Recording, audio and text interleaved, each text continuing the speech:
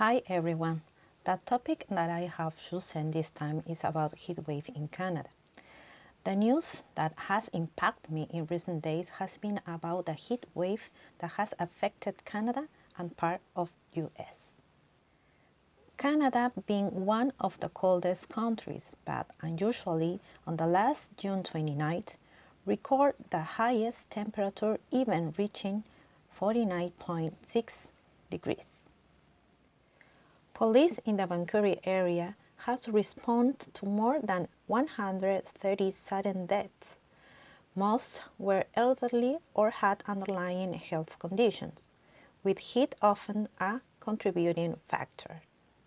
Canada broke its temperature record for a third straight day on June 29th with 49.6 degrees in Linton, British Columbia.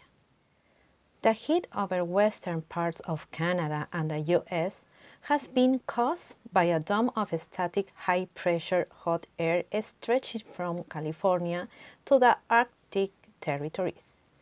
Temperatures have been easing in coastal areas, but there is not much respite from inland regions. Before June 27, temperatures in Canada had never passed 45 degrees.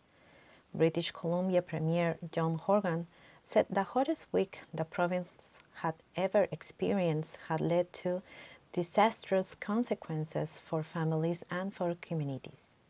The number of heat-related fatalities is likely to rise as some areas say they have responded to sudden death incidents but have yet to collect the numbers. In Vancouver alone, heat is believed to have been a contributing factor in the unexpected deaths of 65 people. Some residents comment, "I've been a police officer for 15 years and I've never experienced the volume of sudden deaths that I have come in such a short period of time." Police Sergeant Steve Addison said, 3 or 4 a day is the normal number. He said people were arriving at relatives' homes and finding them deceased. Dozens of officers have been redeployed in the city, while the increased volume of emergency calls has created a backlog and depleted police resources. British Columbia Chief Coroner Lisa Lapointe said 100 more deaths than normal had been reported in the period from Friday 25 to Monday 28 of the last June. The tiny village of Linton, about 250 kilometers east of Vancouver and not much farther south than London, has recorded all of Canada's recent record heights. Resident Megan Fandrich said it had been almost impossible to go outside. "We're trying to stay indoors as much as possible. We're used to heat, and it's right heat, but 30 degrees is a lot of different from 47. Many homes in British Columbia do not have air conditioning, as temperatures are usually far milder during the summer months. One Vancouver resident told AFP News Agency that hotels seems to be sold out as people flock there for air conditioning, adding, "I've never seen anything like this. I hope it never becomes like this never again."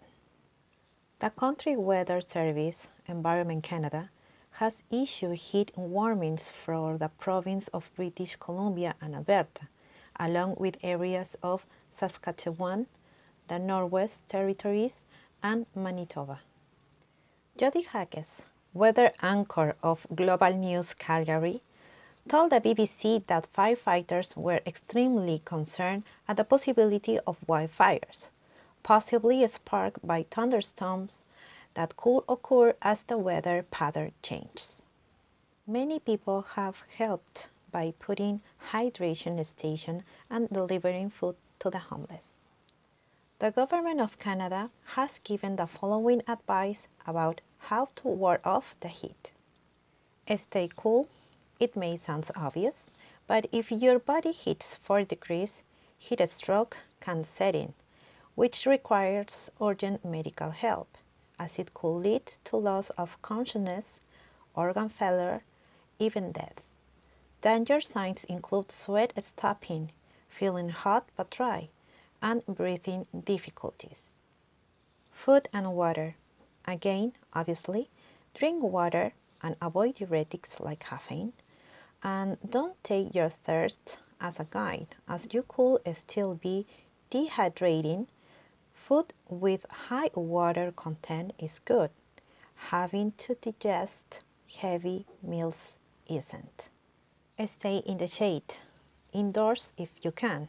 Limit travel to cooler parts of the day if possible. Be careful with exercise. Clothing. Try to keep covered, or try to use linen or cotton clothes. Wear a hat, preferably with ventilation. Cooling methods. If you find air conditioning eco-friendly or don't have it, try fans. And also draw the curtains to cool the room temperature. We have to take in account that nature is again asking us to stop with the pollution and others. Global warming is already underway. What remains for us is to stop it if we want to continue enjoying this wonderful place called Earth. Thanks.